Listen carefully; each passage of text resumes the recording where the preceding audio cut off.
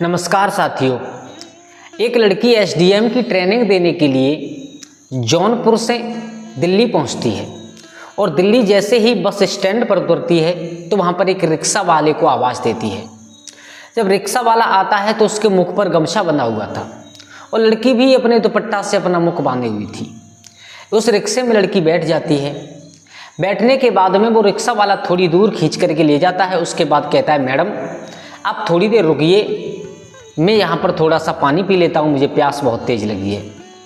Rickshaw वाला उतर करके पानी पीने के लिए जैसे ही अपने मुख से गमछा हटाता है, मेरे भैया उस लड़की की आंखें खुली की खुली रह जाती हैं। लेकिन लड़की कुछ नहीं कहती है। आकर के फिर रिक्शा वाला अपने रिक्शे को खींचने लगता है तो वो लड़की अपने पास में जो छाता था उस छाते को निकाल करके लड़के के ऊपर तान देती है। लड़का कहता है, मैडम हमारा ये रोज़ाना का काम है, आप इतनी हमदर्दी मत दिखाओ, हम तो रोज़ाना ये करते हैं। वो लड़की कहती है, आपको बहुत गर्मी लग रही होगी, इतनी धूप में आप रिक्शा खींच रहे हो। तो वो लड़का कहता है, मैडम रोज़ाना का काम है, आप कब तक छाता लगाओगी। और जैसे ही वो रेलवे स्टेशन पर पहुंचते हैं और रेलवे स्टेशन पर जाने के बाद वो लड़की भी अपना जो दुपट्टा था अपने मुख से हटाती है तो लड़का देखता है लड़की को, लड़की देखती है लड़का को। दोनों एक दूसरे से गले से लग करके बहुत रोते हैं। वो लड़की जा रही थी एसडीएम की ट्रेनिंग लेने के लिए, लेकिन रिक्शा चालक के गले से लिपट करके क्यों रोई और बाद में उससे विवाह किया, क्यों किया? दोस्तों आइए जानते हैं इसे एक पूरी कहानी के माध्यम से।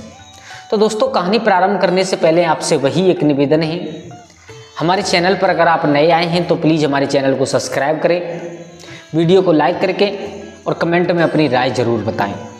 आइए चलते हैं सीधे कहानी की तरफ। ये कहानी है जिला जौनपुर की। वहाँ जौनपुर जिला के एक गांव के रहने वाले किसान जिनका नाम रामलाल था। बड़े ही गरीब किसान थे बेचारे। थोड़ी सी ज़मीन थी, उस ज़मीन में खेती बाड़ी करके अपने परिवार का पालन करना। परिवार में रामलाल की पत्नी और उनका बेटा जिसका नाम था रोहित, ये 3 लोग थे। रोहित हालांकि पढ़ाई लिखाई करने में होशियार था, बहुत तेज था, अपनी जैसी थी वैसी पढ़ाई कर रहा था, लेकिन परिवार की आर्थिक स्थिति को देखते हुए उसने ज़्यादा पढ़ाई नहीं की। लेकिन उधर ही पड़ोस में एक थोड़ी दूर के गांव में एक लड़की निवास करती है। उस लड़की का नाम होता है अंजलि। अंजलि पढ़ने में बहुत होशियार थी। 3 बहन थी, 2 बहन छोटी, 1 बड़ी, और वो तीनों बहन बड़ी ही पढ़ने में होशियार हैं। हालांकि उनके पिता भी ज़्यादा गरीब हैं, उनके पास भी ज़्यादा कुछ नहीं है, लेकिन फिर भी जैसे हैं ठीक ठाक हैं। तो बड़ी लड़की अंजलि पढ़ने की कोशिश करती है। अब पिता समाज को देखते हुए एक दिन अपनी बेटी से कहते हैं, बेटी अब ये पढ़ाई बंद करो, अब हम तुम्हारी शादी की बात कहीं चलाते हैं, तुम्हारा विवाह करेंगे। तो अंजलि ने बहुत कोशिश की, बोले पिताजी अभी आप विवाह की बात मत करिएगा, क्योंकि मुझे पढ़ लिख करके कुछ बनना है और कुछ बनने के बाद ही मैं विवाह करूंगी, मैं कुछ अधिकारी बनूंगी, उस अधिकारी बनने के बाद ही मैं विवाह करूंगी। मेरे भैया अब पिता शांत हो जाते हैं, लेकिन 1 वर्ष का व्यतीत समय होता है। उसके बाद में फिर कहते हैं, पिता बेटा अब ज़्यादा नहीं हमसे रुका जाएगा। मैं ये नहीं कहता कि लड़की पिता के ऊपर बोझ होती है, लेकिन बेटा पिता के ऊपर ये एक बहुत बड़ी जिम्मेदारी होती है कि समय से अपनी बेटी का विवाह करके उसका घर बसा दे। तो बेटा मैं इस अपनी जिम्मेदारी से मुक्त होना चाहता हूँ, मैं तुम्हारा विवाह करना चाहता हूँ। दूसरी बात, तुम्हारी 2 छोटी बहनों और हैं, अगर मैं तुम्हारा विवाह नहीं करूँगा तो उनका विवाह फिर कब करूँगा? बेटा इसलिए तुमको मालूम है घर की आर्थिक स्थिति कैसी है, तो बेटा आप अपना विवाह पहले कर लो, उसके बाद में हम तुम्हारी दोनों बहनों का विवाह बाद में करेंगे। अगर तुम्हारा ही नहीं अभी होगा तो उनका विवाह की तो हम सोच भी नहीं सकते। जब पिता की ऐसी बातों को सुना, अंजलि ने अपने सपनों को दबा दिया। अंजलि ने विचार किया, कुछ नहीं होगा मेरे सपनों से, और मैं अपने पिता की भलाई में ही भलाई चाहती हूँ। उसने कहा, ठीक है पिताजी, जैसी आपकी मर्जी। तो उनके पिता ने, उस अंजलि के पिता ने वही लड़का जो हमने अभी बताया था रामलाल किसान का बेटा, जाकर के देखा है। ज़्यादा कुछ उनके पास में नहीं था, थोड़ी सी ज़मीन थी, एक छोटा सा घर था, लेकिन लड़का बहुत खूबसूरत था देखने में और बहुत ही होशियार भी था। तो उस अंजलि के पिता को वो लड़का पसंद आ जाता है। अब जब लड़का पसंद आया तो अंजलि के पिता ने उस लड़के की फ़ोटो तस्वीर जो कुछ भी थी ला करके अपने परिवार में दिखाई। परिवार वाले सब राज़ी हो जाते हैं उसके बाद बड़े धूमधाम के साथ में दोनों का विवाह होता है। अब जब दुल्हन बन के वो अंजलि अपने पति के घर पहुंची तो पति ने देखा दुल्हन का चेहरा तो बहुत खुश हुआ, देखो मेरा कितना सुंदर नसीब है जो मुझे इतनी सुंदर और स्त्री मिली है, मुझे इतनी सुंदर मेरी पत्नी मिली है। मेरे भैया माँ बाप थे उस लड़का के, रामलाल किसान और उनकी पत्नी वो भी बड़े मगन हैं। वो अपने बेटे की बहू को अंजलि को ज़्यादा काम नहीं करने देते हैं। बोले बेटा तुम्हारा जीवन पड़ा है, तुम्हें काम बहुत करना है आगे, हमारी छोटी सी उम्र है, हम कुछ करते हैं, आपको तो करना ही है बाद में। एक दिन अंजलि ने अपने पति से अपने दिल की बात कही। उसने कहा है कि मैं पढ़ना चाहती हूँ और मैं आगे चल कर के कुछ करना चाहती हूँ। तो वो लड़का भी हालांकि जैसा था सही था, उस लड़के ने कहा ठीक है अगर तुम पढ़ना चाहती हो तो कोई बात नहीं है, आप पढ़ो और मैं एक छोटी मोटी नौकरी करता हूँ, उस नौकरी से तुम्हारा खर्चा चलाते रहेंगे। तो वहीं पर अपने पास के ही एक शहर में जा कर के और अपनी पत्नी को वो लड़का कंपटीशन की तैयारी करवाता है, कोचिंग लगा देता है उस अंजलि की। अब अंजलि घर से रोजाना पढ़ने के लिए जाती है। हालांकि हमने पहले बताया था बहुत होशियार थी अंजलि पढ़ाई लिखाई में, लेकिन बच्चा जब घर से बाहर निकलता है तो उसकी कुछ हाल चाल बदल जाते हैं। अपने दोस्तों के साथ उठना बैठना, दोस्तों से बातचीत करना, अंजलि का भी कुछ ऐसा ही हुआ। अंजलि के जो साथ पढ़ने वाले दोस्त थे उनका फ़ोन आना, फ़ोन पे बात करना, काफ़ी लंबे समय तक फ़ोन बिजी चलना। अब जो उसका पति था अंजलि का, वो कहीं पर नौकरी करता था, तो वहाँ से जब वो फ़ोन लगाता है तो फ़ोन उसका बिजी जाता है। उसने 4-6 दिन बाद देखा, उसके बाद में कहा एक दिन तुम्हारा फ़ोन इतना बिजी कहाँ जाता है, क्या करने वाली हो तुम, ऐसा तो नहीं तुम्हारे दिमाग में भी कुछ अलग चलने लगा हो। अंजलि को ये बात बहुत बुरी लगती है। अंजलि ने सोचा जब मैं अपने रास्ते पर बिल्कुल सही चल रही हूँ तब मेरे पति के दिमाग में ऐसी बात कहाँ से आई। उस लड़के ने साफ कहा है तुम्हारा फ़ोन बहुत व्यस्त जाता है। उस अंजलि ने बताया मेरे दोस्त हैं, मैं कुछ भूलती हूँ अपनी पढ़ाई में तो उनसे पूछती हूँ फ़ोन करके, इसी में समय निकल जाता है, लेकिन आप शक गलत कर रहे हो। वो लड़का चुप रह जाता है उसका पति। लेकिन कुछ दिन बाद यही घटना फिर घटती है। आप भी जानते हो जब शंका का बीज हमारे दिल में उत्पन्न हो जाए तो फिर वो जल्दी से ख़त्म नहीं होता, वो बढ़ता ही जाता है, विशाल रूप लेता जाता है। मेरे भैया एक दिन उस लड़के ने फिर कहा अंजलि हम तुम्हारी इन बातों से बिल्कुल भी सहमत नहीं है, मैं इतनी बार फ़ोन लगाता हूँ लेकिन तुम फ़ोन नहीं उठा पाती हो, करती क्या हो, आखिर चल क्या रहा है, ऐसा तो नहीं मेरे पीठ पीछे तुम मुझे धोखा दे रही हो। अंजलि को बहुत बुरा लगता है। और दोस्तों ये बात सच है बिल्कुल। अगर कोई तुम अपनी जगह पर बिल्कुल सही चल रहे हो, अगर आपको कोई झूठा दोष लगाए तो आपको भी बुरा लगेगा। अंजलि को बहुत बुरा लगा। अंजलि ने एक झटके में फैसला कर लिया कि ऐसे पति के साथ नहीं रहना है जिस पति को मेरे ऊपर विश्वास ना हो। ये बात सच है बिल्कुल। पति पत्नी के बीच में ये विश्वास का ही एक रिश्ता हुआ करता है। पति को अपनी पत्नी पर भरोसा करना चाहिए, पत्नी को अपने पति पर हमेशा भरोसा करना चाहिए। मेरे भैया यहाँ तक हुआ कि उस लड़की ने अंजलि ने अपने पिता से फ़ोन किया, बोले पिताजी मैं घर आ रही हूँ और लौट करके दोबारा इस घर में नहीं आऊँगी। सारा हाल बताया तो पिता ने विचार किया चलो कोई बात नहीं है, बेटी नाराज़ है तो कुछ दिन घर पर रहेगी, गुस्सा शांत हो जाएगी। उसने कहा ठीक है बेटी तुम आ जाओ। अपने पति को, अपने सास ससुर को बगैर बताए अंजलि अपने घर चली जाती है।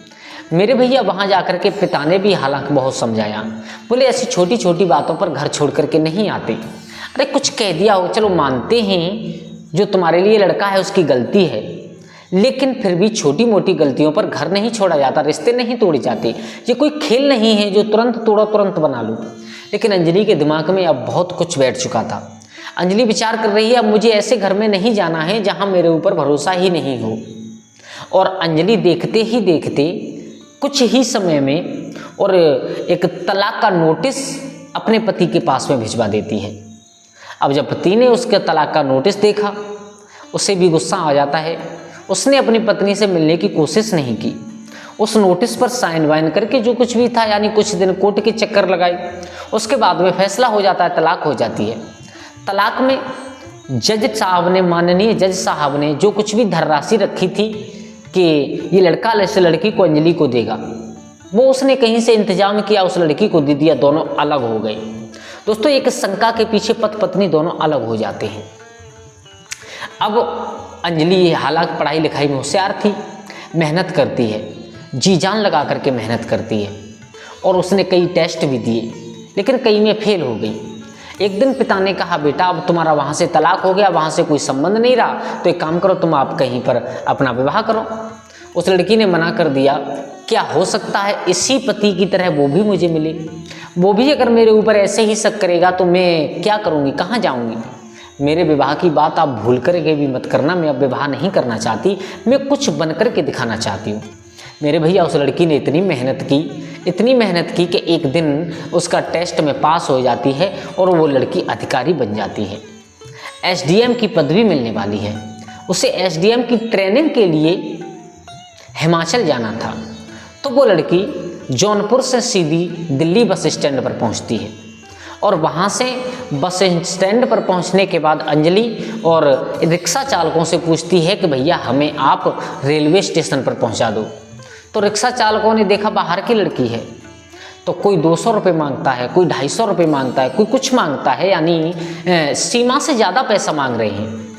तभी एक लड़का आता है, उसके मुख पर गमछा बना हुआ है, और वो गमछा बांध करके कहता है, मैडम मेरी बोनी का टाइम है, अभी मेरी बोनी तक नहीं हुई है, आप बैठिएगा, मैं आपको रेलवे स्टेशन पर छोड़ देता हूँ। उस अंजलि का भी दुपट्टा से मुंह बंधा हुआ था। मेरे भैया उस अंजलि ने कहा, पहले आप ये बताइए कि आप कितने पैसे लोगे, क्या आप औरों की तरह से 200, 250, 500 रुपये तो नहीं मांगोगे। उस लड़के ने कहा, मैडम मेरी बोनी का टाइम है, आप जो दोगे मैं वही रख लूँगा, लेकिन आप चलो मेरे साथ बैठिएगा। कहती है लड़की, नहीं पहले आप फाइनल कीजिएगा कि हम आपको इतने पैसे ही देंगे, तब हम तुम्हारे साथ में चलेंगे, अन्यथा हम नहीं जा रहे। उस लड़के ने कहा, जो लगता है 80 रुपये लगता है यहाँ से, आप मुझे वो दे दीजिएगा। लड़की उस रिक्शे में बैठ जाती है। अब गमछा बना हुआ था, वो धूप बहुत पड़ रही थी, तो वो रिक्शा चालक उस रिक्शे को खींचता हुआ जा रहा है, पसीना आ जाता है। थोड़ी दूर चलने के बाद उसे एक हैंडपंप नल दिखाई देता है, वहाँ पर रिक्शे को रोक करके कहता है, मैडम 1 मिनट रुकिएगा, अभी चलते हैं, हम थोड़ा पानी पी लें। और जैसे ही पानी पीने के लिए उसने अपना गमछा हटाया, वो पीछे बैठी हुई अंजलि आंखें फटी की फटी रह गई, क्योंकि उसने पहचान लिया कि वो तो उसका पति ही था, जिससे वो कुछ दिन पहले तलाक दे चुकी थी।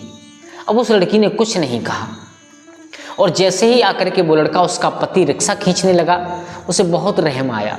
उसने अपना छाता निकाल करके उस लड़के के ऊपर किया। उस लड़के ने कहा, मैडम हमारा ये रोजाना का काम है, आप ये छाता मत दिखाइएगा, मत हमारे ऊपर छाया कीजिएगा। अब दोनों रेलवे स्टेशन पर पहुंच जाते हैं बातें करते करते, और जैसे ही रेलवे स्टेशन पर जाने के बाद उस लड़की ने 80 रुपये निकाल के दिए, उस रिक्शा चालक ने अपनी जेब में रखे। उसके बाद में वो लड़की चलने के लिए तैयार हुई, उससे पहले उसने अपना मुख से दुपट्टा हटाया, और जैसे ही रिक्शा चालक की नज़र उस दुपट्टे के पीछे चेहरा पर पड़ी, आंखों से आंसू निकल गए, रोने लगा। वो लड़की भी रोने लगी। आसपास के लोग जितने देख रहे थे सब विचार कर रहे हैं कि अभी तो ये रिक्शा चालक इस लड़की को बिठा करके लाया है, यहाँ पर छोड़ने के बाद अब दोनों रो क्यों रही हैं, दोनों गले लग के रो रहे हैं। ये वही पति पत्नी थे जिनका कुछ दिन पहले तलाक हो चुका था। दोनों बैठ जाते हैं। बैठ करके लड़की पूछने लगती है, तुम्हारे पास में ज़मीन भी थी, तुम्हारी छोटी मोटी एक नौकरी भी थी, लेकिन ऐसी क्या मजबूरी बन गई जो तुम्हें यहाँ पर आकर के रिक्शा चलाना पड़ रहा है। तब वो लड़का बताता है, मुझसे गलती हो गई, गलती इतनी बड़ी हो गई कि मैंने तुम्हारे ऊपर इतनी बड़ी शंका की। पति पत्नी के बीच में विश्वास होना चाहिए, कभी भी शक पैदा नहीं होनी चाहिए। एक बात ये भी सच है, पुरुष करोड़ों रुपए का नुकसान झेल सकता है, लेकिन अपनी पत्नी को कभी दूसरे के साथ नहीं देख सकता। इसलिए मेरे दिल में शंका उत्पन्न हुई, और ये मेरी सबसे बड़ी भूल थी।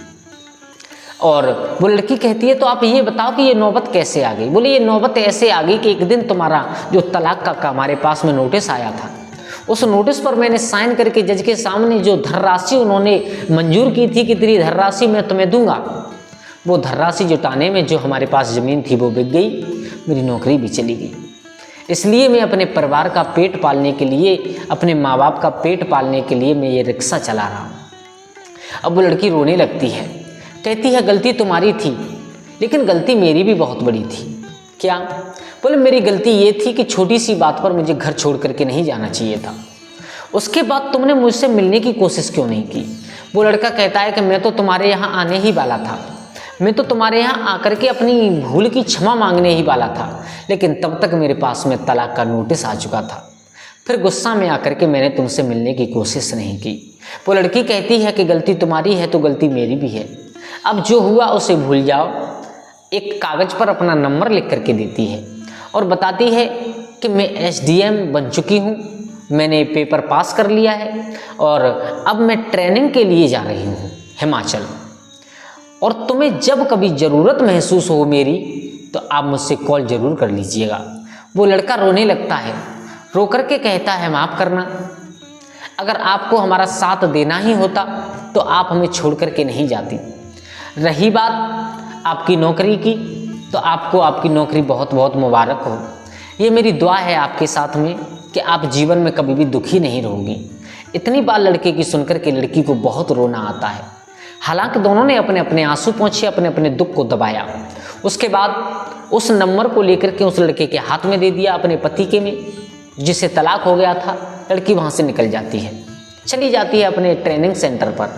वहाँ पर जा कर के अपना जो कुछ भी काम था वो काम करती है, ट्रेनिंग करती है। अब लड़का फ़ोन लगाता है 4 दिन बाद, बात करता है 1 मिनट के लिए, दूसरे दिन बात करता है 2 मिनट के लिए। धीरे धीरे दोनों में बातें बढ़ती चली गई। दोनों पुरानी बातों को याद करते हैं, जो दोनों लिविंग में रहे थे उसे याद करते हैं, दोनों पास रहे थे उसे याद करते हैं हमारा कैसा रिश्ता था। एक छोटे से शक ने कितनी बड़ी दूरियां पैदा कर दी हमारे रिश्ते में। ऐसे बातें कर करके उस लड़की ने एक दिन अपने पति से कहा, आप यहीं पर मेरे पास आ जाओ। वो लड़का कहता है क्या करेंगे हम वहाँ आकर के। समझाती है, बोले आप हमारे पास में आओ। तो वो लड़का अपने माँ बाप को फ़ोन से बताता है कि हम किसी काम बस चंडीगढ़ जा रहे हैं, लेकिन ये नहीं बताता कि मुझे अंजलि मिल गई है इसलिए जा रहा हूँ। वो लड़का चंडीगढ़ पहुँचता है। चंडीगढ़ पहुँचने के बाद दोनों पास में रहते हैं। नज़दीकियाँ उनमें बढ़ने लगती हैं, इतनी बढ़ने लगती हैं कि एक दिन दोनों ने फैसला कर लिया कि मंदिर में चल कर के हम और आप शादी कर लेंगे। मेरे भैया ऐसा ही हुआ, मंदिर में जाकर के शादी की। उसके बाद में दोनों कोर्ट में जाते हैं। कोर्ट में जाने के बाद दोनों ने, और जो कोर्ट में शादी होती है वो शादी की। उसके बाद में उस लड़के ने अपने माँ बाप को बताया, बोले मुझे मेरी पत्नी अंजलि वापस मिल चुकी है। माँ बाप बहुत खुश हुए। उधर उस अंजलि ने अपने माँ बाप को बताया, बोले मुझे मेरा पति मिल चुका है। उन्होंने पूछा कौन? बोले जिससे मेरी तलाक हुई थी वही मुझे मेरा पति मिल चुका है। उधर वो माँ बाप बहुत खुश होते हैं। मेरे भैया अब वो लड़की जब SDM बन जाती है, उसके बाद उसकी पोस्टिंग हो जाती है। अपने पति को एक बहुत अच्छा धंधा बिजनेस खुलवा देती है। अपने सास ससुर को अपने पास में बुला करके उनकी बहुत सेवा करती है। कभी अपने माँ बाप को बुलाती है, कभी अपने सास ससुर को बुलाती है, सबकी बहुत सेवा करती है। उससे अपने पद का, उससे अपने अधिकार का कोई भी घमंड नहीं हुआ। उसकी 2 छोटी बहनें थीं, उनका भी विवाह बहुत अच्छे तरीके से किया और दोनों के बीच में फिर इतनी नज़दीकियाँ बन गई कि दोनों बड़े ही आनंद में जीवन व्यतीत करने लगे। तो दोस्तों कुछ ऐसी ही घटना होती हैं हमारे साथ, कुछ ऐसी ही घटना हमारी और आपकी नज़र में आती हैं जिन्हें सुनने के बाद हम और आपको बहुत कुछ सीखने के लिए मिलता है। इस घटना से क्या सीखने के लिए मिला आप कमेंट में ज़रूर बताइएगा और हमारे चैनल को सब्सक्राइब करिएगा। इस पूरी कहानी को सुनाना किसी को परेशान करना या किसी के दिल को ठेस पहुंचाना बिल्कुल नहीं है, सिर्फ आप लोगों को जागरूक करना है। तो दोस्तों आज के लिए इतना ही। कल फिर मिलते हैं किसी एक नई कहानी, नए एपिसोड के साथ। तब तक के लिए सभी लोग इंतज़ार कीजिएगा। सभी लोगों को जय हिंद, जय भारत।